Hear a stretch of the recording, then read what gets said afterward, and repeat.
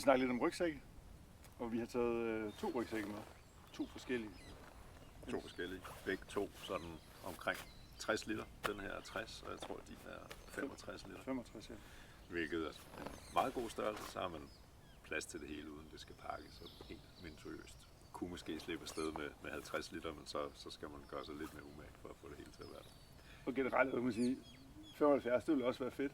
Så pakker man bare som regel for meget. Ja, man skal i hvert fald have det i mente, at man ikke behøver at fylde den op. Ikke behøver at fylde det. Altså, vi har en 75 liter. Ja. Og så kan man sige, Carstens rygsæk er jo sådan en klassisk rygsækdesign med et låg og en forlomme og nogle lommer her på siden. Hernede er der et bundrum, hvor han har sådan en sovepose, og man kan komme ind til soveposen derfra. Og der er et låg, og der er 2 lommer i låget, og et ret sådan kraftigt bæresystem. Det kan I vise. Der med et kraftigt hoftebælte, og man kan se her, kan ligge en del vægt i, og han har lommer på hoftebæltet og sidelommer her til hvad forskellige grækker. Han har sådan en, hvad man kalder en trampolinryg, så der kan komme lidt luft ind bagved, og man vil nok stadigvæk svede, men,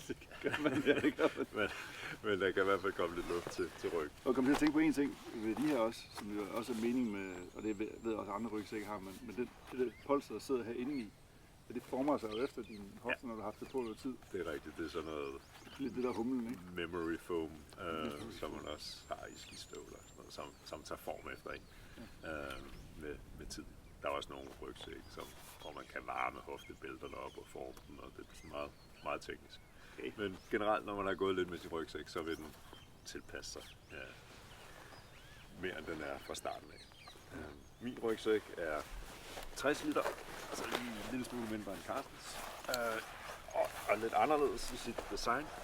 I kan se, der er ikke noget låg på, og der er ikke nogen bundrum, så den her, det er et stort rum med nogle netlommer på siden. Jeg har en strop her henover, som gør, at jeg kan sætte noget fast på toppen, en jakke eller sådan. Og så åbnes den, så man ruller, og så er der et stort rum. Så det kræver selvfølgelig, at jeg pakker det, så nogenlunde den rækkefølge, jeg skal bruge det. Jeg vil typisk have min sovepose nede i bunden. Og mit liggeunderlag, det skal jeg kun bruge om aftenen. Og så pakke de tunge ting ind med ryggen, og det tungeste i det her område omkring mine skuldre. Så når jeg læner mig lidt forover, så får jeg sådan vægten lige over fødderne. Og så det er vel som regel mad, man har der, ikke? Jo, mad vil typisk være det tungeste. Ja. Og så tøj og andre ting herude af, hvor det ikke vejer noget. Det som man kan sige, som jeg synes, altså, det er en super fed rygsæk. Det der fede ved lommer, det er, at man kan bedre organisere sine ting. Det er rigtigt. Hvis du skal have fat i din pandelamme, så skulle du have en bestemt pose op eller sådan noget, ikke? Der skal jeg bestemt pose op. Så jeg kan have den i loftlåget. Jeg har så en netlomme indeni, og jeg har faktisk også en lille lomme her. Men der kan ikke rigtig, altså den er bedst til meget flade ting. Ja, der kan vel også være, en camelback, en vandpose. Det kan der også være, hvis man er et sted, hvor man har brug for at bære vandet med sig. Typisk i Norge og Sverige er det ikke nødvendigt at bære rundt på vand, men det er rigtigt. Og så har jeg selvfølgelig organiseret det sådan, at nogle af de ting, jeg skal bruge, jeg kunne komme til, for eksempel mit sideunderlag, så når man holder en hurtig pause, så det har jeg sat her i sidelommen. Det var det, du lige så af mit. Det var det, jeg lige tog af Carsten. Jeg har vandrestave siden, og så for eksempel mit regnslaget til rygsækken, det har jeg jo også herude på, så jeg ved, hvor det er, hvis det pludselig kommer en by, og jeg skal finde det hurtigt frem. Forskellen med mig, mit regnslag, det ligger heroppe i låget. Ja. Også Og der er ikke nogen rygsække, som medmindre de er sådan helt specielle, at der er 100% vandtæt. De er vandafvisende i forskellige grader, også lidt afhængig af, hvor gamle de er. Stoffet er belagt på indersiden med noget en PU-belægning, som gør den vandtæt. Og så er sygningerne med kantbånd, men jo flere syninger man har, jo flere steder er der også noget, der kan trænge vandet. Så der er min rygsæk forholdsvis enkel, og nok på den måde en lille smule mere vandtæt end Carsten. Man kan sige, hvad er pros and cons? Hvorfor skulle du vælge den ene frem for den anden? Altså min er lidt tungere end din. Din er 1 kilo tungere end min, cirka. Så der kan man sige, der har jeg vundet et kilo allerede. Til gengæld er det lidt mere rodet og lidt mere bøvlet at finde sine ting. Mit bæresystem er også ikke et trampolinryg, men hvad man måske kan kalde sådan lidt mere kontant system. Ja. Der er et ret kraftigt hoftebælte med en hoftepude og nogle stropper her, men der er ikke rigtig noget polstring i den her del af ryggen. Ja. Det gør faktisk, at der kan komme lidt luft ind, men rygsækken sidder også hårdere på ryggen end Carsten. Men det jeg tænker lidt som egentlig faktisk, at de 2 rygsække jeg har til fælles, det er, at de er sådan rimelig smalle begge to. Og på den måde er der ret god balance i den, når den går. At man ikke har en rygsæk, der ikke er så høj, men bred, det giver typisk en dårligere balance, end hvis man får en høj, slank rygsæk, hvor man kan fordele vægt. Ja, og få det op. Få det op, ja. Og ikke alt for dyb, hvis man skal sige det sådan, så al vægten kommer i volumen. Og så har de alle sammen, både Carsten og min, det man kalder kompressionsstropper.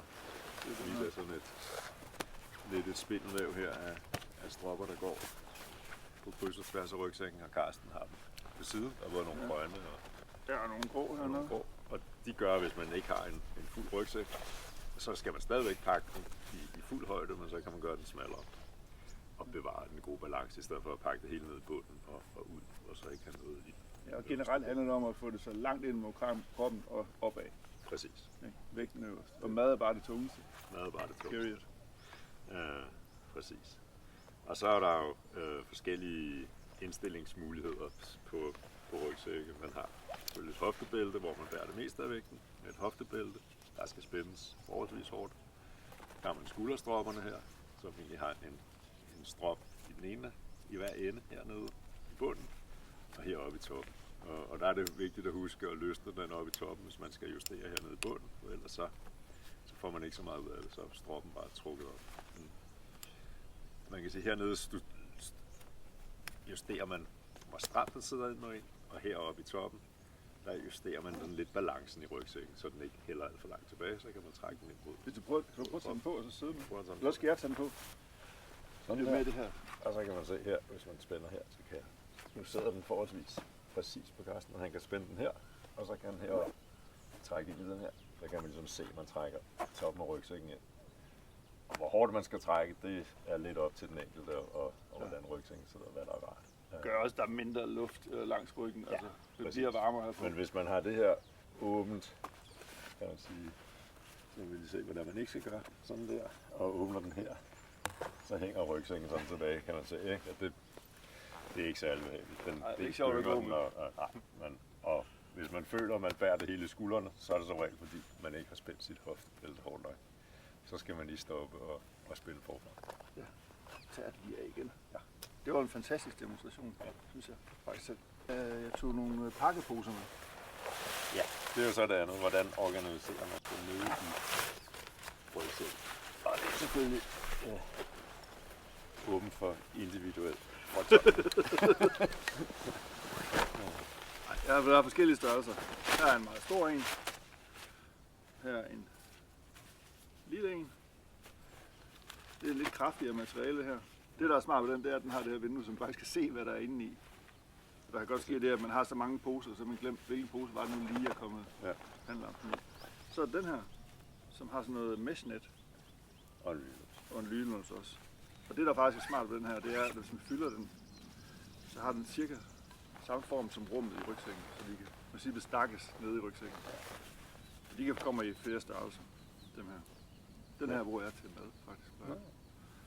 Jeg vil sige, denne her for eksempel er jo en vandtæt pose, sådan en bruger jeg typisk til min sovepose, så jeg er helt sikker på, at den ikke bliver våd, selvom jeg skulle tabe min rygsæk i en elv eller et eller andet helt usandsynligt, men det kan ske, eller man sætter den ned på jorden, og der er meget vådt. Et eller andet, hvad man siger, det sidste man har lyst til, det er at få en våd sovepose. Jeg bruger typisk en kombination af pakposer og at pakke løst. Fordi ved at kunne pakke løst, for eksempel tage min regnjakke, så kan jeg ligesom stoppe den ned, hvor der er nogle huller i rygsækken, og fylde alle lufthuller ud og udnytte pladsen bedre. Og hvis jeg har alt i små poser, så vil der altid opstå nogle tomrum imellem. Så jeg synes, en kombination af de ting fungerer bedst. Vi kan ikke have tomrum. Nej, det går ikke. Det går ikke. Og det skal så også siges, at så meget som muligt skal ind i rygsækken. Ja. At det er bare en fordel i forhold til balancen og også almindelig komfort, plus at man taber ikke ting, der er inde i rygsækken, så det kan man gøre. Nej, pludselig jeg tænker, at tit så går man jo, skal man igennem noget krat, eller dværgebirk, eller et eller andet. De griber fat i ting. Ja. Det er røvirriterende. Og som du selv sagde, hvis nu er den bær, den der går bagerst, og der bliver rykket noget af din rygsæk, så er det ikke sikkert, at du ser det. Overhovedet. Så opdager du først, når du kommer. Så man skal undgå det der med, at det ligner sådan et cirkustelt, plejer man at sige, med halvdelen spændt udenpå, fordi så kan man jo godt slippe afsted med en 20 liters rygsæk, hvis man spænder 40 liter udenpå. Men det er der ingen grund til. Ja, det kan godt være, at man kan komme nemmere til det, men det er begrænset, hvad man har behov for at komme til, når man går. Ja, afgjort. Og det er stavene er et godt eksempel på. Dem må man gerne bruge over hele tiden. Nemlig. Men altså, man behøver ikke have sin sovepose hængende udenpå. Nej, eller ligge underlag. Og det fører det også. Altså, telt ser man også tit, folk har spændt udenpå på en eller anden måde. Det skal man også prøve at få ind i rygsækken. Det andet, det er forholdsvis tungt i forhold til, hvad man ellers har, og det sidder bare ikke godt ude på rygsækken. Så hellere skilte af stængerne for sig og oversijlet for sig. Og der er selvfølgelig alle mulige mærker, og nu er det der, du har det er en Expert rygsæk. Schweizisk mærke. Og det her det er Osprey rygsæk. Som er et amerikansk mærke. Ja. Super god rygsæk begge to, men der er mange gode rygsæk, altså mange mærker. Ja, det er jo. Så det vigtigste, vil jeg sige, hvis du står og skal købe rygsæk, så det vigtigste er bæresystemet og vægten. Ja. Og størrelsen. Og størrelsen. De fleste rygsække kan man godt få til at sidde godt. Det er sjældent, at det er helt umuligt, men der er nogen, der bare sidder bedre fra starten af end andre. Denne her er ikke nogen sådan en charmer på den måde. Den skal lige indstilles, men til gengæld så sidder den rigtig godt, når man har gjort det. Der er en fed balance i den, og det er der sådan set også i den her. Den her, ligesom den omfavner dig. Altså. Præcis. Ja. Så. Men det er egentlig bare tænkt i forhold til mærker og sådan noget. Der er sgu mange mærker, der er fede. Der er rigtig mange. Men det er 100% sikkert. Køber du 80 liter rygsæk, så er du 80 liter med. Og jeg vil sige, altså en vægten på ens rygsæk, den er ikke ubetydelig. Og man sparer et kilo eller 2 nogle gange.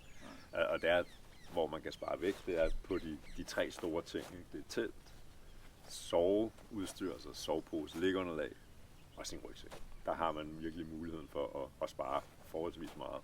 Og så kommer alt det andet, men om du har en titaniumske eller en aluminiumske, det er ikke. Det er få gram. Det er meget få gram, ikke? Der er et kilos forskel på vores to rygsæk. Du kan have et kilo chokolade med mere end mig. Ja. Og det har jeg. Man har en tilbøjelighed til at pakke sin usikkerhed, kan man sige. Hvis man er lidt i tvivl om, hvad der skal foregå, og hvordan man klare det, så tager jeg lige noget ekstra med. Og det kender vi alle sammen. Og det kan være fint nok at gøre, hvis man ligesom er sat bevidst, og man ikke gør det hele tiden, fordi så bliver det meget tungt. Vi plejer også på vores pakkelister at have sådan ting, jeg ikke brugte på sidste tur. Ja. Det er meget godt. Lad være med at tage det med igen, hvis du ikke brugte på sidste tur. Nemlig. Yes. Var det ikke det? Jo. Cool.